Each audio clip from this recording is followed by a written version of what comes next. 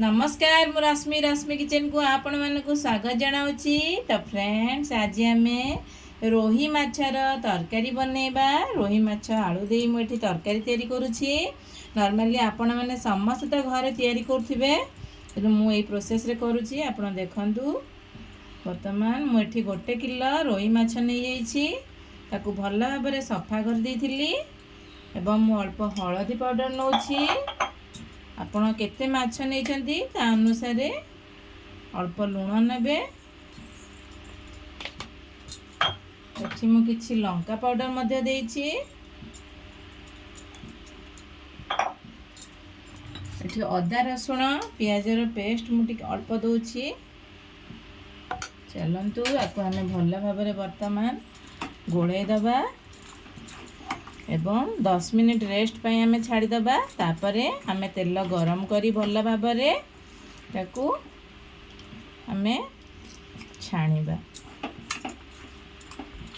वर्तमान आम माछ 10 मिनिट हो सारी मैरिनेट भल भाव में हो जाइए। वर्तमान आम तेल गोटे मु कड़ाई नहीं तेल को भल भाव में गरम करने जमी अल्प धुआं बाहर ताले माछ भांगीबनी। देखो वर्तमान आम एठी सब माछ को धीरे धीरे कर छाड़ा।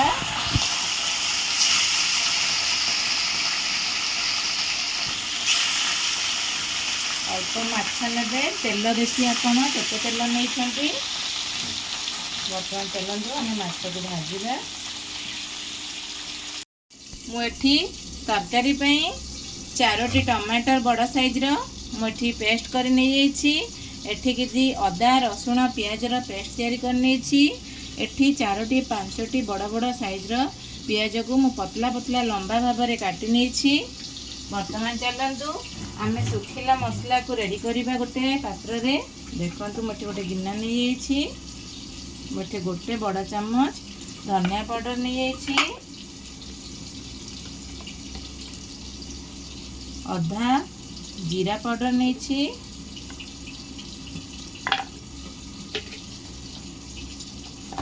एठी भल कलर आसवाई मु किछि काश्मीर लंका ऐड करिछि।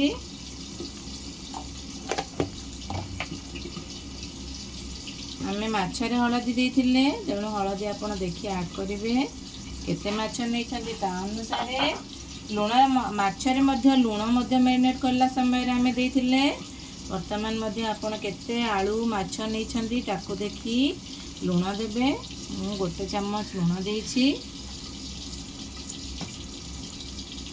केते राग खाउछन्ति ता अनुसार आपण लंका पाउडर मध्य ऐड करिवे। मसला को आमे पानी देई भल भाव में गोटे पेस्ट तैयारी करनबा। देखंतु आम मसला रेडी हो सारी। देखंतु आम माछ गुड़ी गोटे साइड हो सारी। वर्तमान आम सब माछ को उल्टै दबा। देखो वर्तमान मोर सबू माछ मु छाणी सारी। बास्ना रू आप जापे के टेस्टी थिला माछ छणा गुड़िक। आपण मैंने ये माछ छणा को पखाल भात में खाईपर। ताकू जो पियाज अदा रसुण हलदी लंका दे आम भाजी लुण ता फ्लेवर टी बहुत बढ़िया लगे पखाल भात सहित खाइले। देखु आमर माछ मुंड रेडी सारी। माछ छणा जो माछ आनी से अल्प बिहन थिला। चलतु आम से बिहन को छाणी तरकारी रे देदबा। बहुत भल लगे टेस्ट लगी थाए बिहन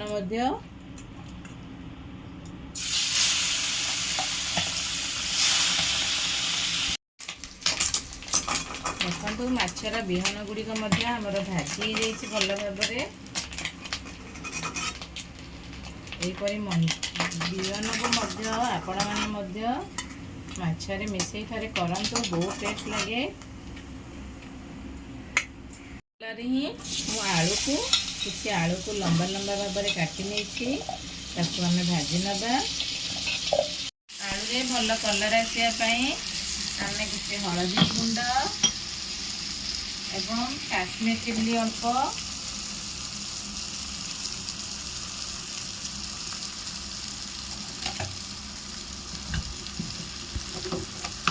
ଏବଂ ଅଳ୍ପ ଲୁଣ ନେବେ। ଆଳୁ ସିଝିଯିବ ଭଲ ଭାବରେ। ଲୁଣ ସବୁବେଳେ ଦେଖିଦେବେ। ମାଛରେ ଦିଆହେଇଥିଲା, ମସଲାରେ ମଧ୍ୟ ଦିଆହେଇଛି ଏବଂ ଆଳୁରେ ମଧ୍ୟ ଦିଆହେଲା। ତେଣୁକରି ଲୁଣକୁ ଆପଣ ଦେଖିକି ଦେବେ। ଦେଖନ୍ତୁ ଆମର ଆଳୁ ଗୁଡ଼ିକ ମଧ୍ୟ ଭଲ ଭାବରେ ଛାଣି ହେଇସାରିଛି।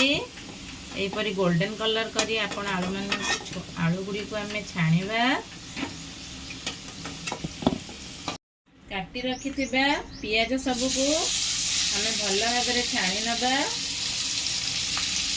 ଏବଂ ଗୋଟେ ଜାଗାକୁ ବାହାର କରିଦେବା ଛାଣି।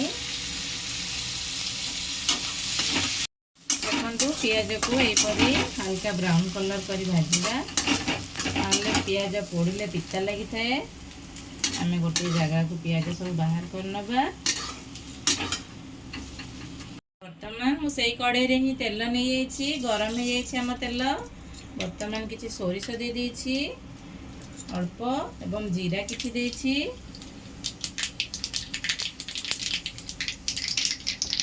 ଦୁଇଟି ଡାଲଚିନି ନେଇଯାଇଛି। ଗୋଟିଏ ଅଳେଇଚ ଦେଇଛି, ଗୋଟା ଅଳେଇଚ। ତିନୋଟି ତେଜପତ୍ର ନେବା। ହାଲକା ଲାଲ ହେଲା ପରେ ଆମେ ମସଲା ଆଡ୍ କରିବା ଏଥିରେ। ମୁଁ ଏଇଠି ଯେଉଁ ପିଆଜ ଅଦା ରସୁଣ ପେଷ୍ଟ ନେଇଛି ତାକୁ ଦେଇଦେବି।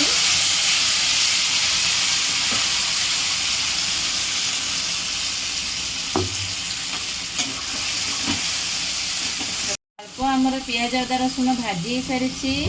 ଆମେ ଯେଉଁ ଟମାଟରକୁ ବନେଇକି ରଖିଥିଲେ ତାକୁ ଆଡ୍ କରିଦେବା। ତାକୁ ମଧ୍ୟ କିଛି ସମୟ ଭାଜି ନେବା।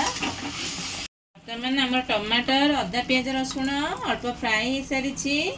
ଆମେ ଯେଉଁ ଶୁଖିଲା ମସଲା ରେଡ଼ି କରି ରଖିଥିଲେ ତାକୁ ଆଡ୍ କରିନେବା। ଲୁଣ, ହଳଦୀ ସବୁକିଛି ଆମେ ଏଥିରେ ଆଡ୍ କରିଥିଲେ। ସବୁ ମସଲାକୁ ଆମେ ଭଲ ଭାବରେ ଘାଣ୍ଟି ନେବା ଏବଂ ଏଥିରେ କିଛି କସ୍ତୁରୀ ମେଥି ମଧ୍ୟ ଦେବି। କସ୍ତୁରୀ ମେଥି ଦେବା ଦ୍ୱାରା ତା ଫ୍ଲେଭରଟି ବହୁତ ବଢ଼ିଆ ହେଇଥାଏ। ଦେଖନ୍ତୁ ଆମ ମସଲାର ପାଣି ମରି ଆସିଲାଣି। ବର୍ତ୍ତମାନ ଆମେ ଏଇ ପିଆଜ ଯେଉଁ ଭାଜି ରଖିଥିଲେ ସେଇଥିରୁ ଅଧା ପିଆଜ ଆଡ୍ କରିନେବା।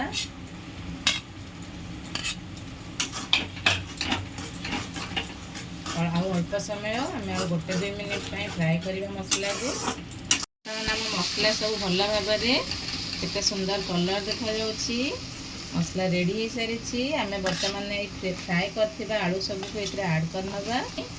ଆମେ ମସଲାରେ କଷି ନେବା ଆଳୁକୁ। ଆଳୁ ମସଲା ଫ୍ରାଏ ହେଇସାରିଛି। ମୁଁ ଏଠି କିଛି ଗରମ ପାଣି କରି ରଖିଥିଲି ତାକୁ ବର୍ତ୍ତମାନ ଆମେ ଆଡ୍ କରିବା। ଆପଣ କେତେ ଝୋଳ ରଖିବେ ତା ହିସାବରେ ପାଣି ଦେବେ। ମୁଁ ଏଠି ଅଳ୍ପ ଝୋଳ ରଖିବି, ସେଇଥିପାଇଁ ମୁଁ ଅଳ୍ପ ପାଣି ଦେଇଛି।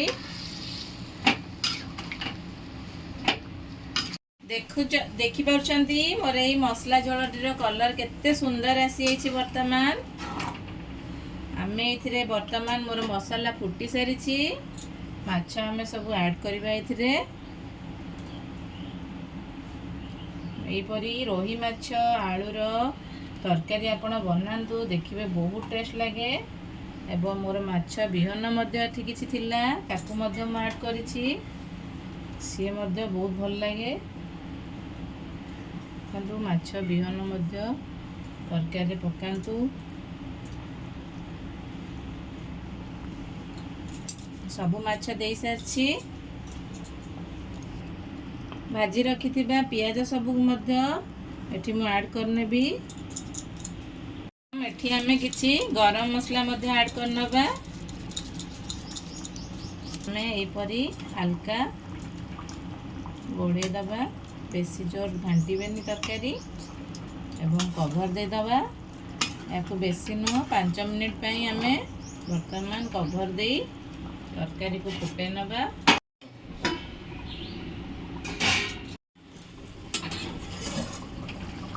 ଦେଖନ୍ତୁ କେତେ ସୁନ୍ଦର, କେତେ ଡେଲିସିୟସ୍ ହେଇଛି ମୋର ରୋହି ମାଛ ଆଳୁ ତରକାରୀ।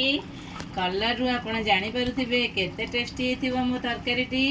ଆପଣମାନେ ମଧ୍ୟ ଏହିପରି ରୁଲ୍ ମୋର ଫଲୋ କରନ୍ତୁ, ଏହିପରି ଭାବରେ ବନାନ୍ତୁ। ସବୁ ଟ୍ରିକ୍ସ ନେଇ देखिए निश्चित बहुत टेस्ट लगी तरकारी।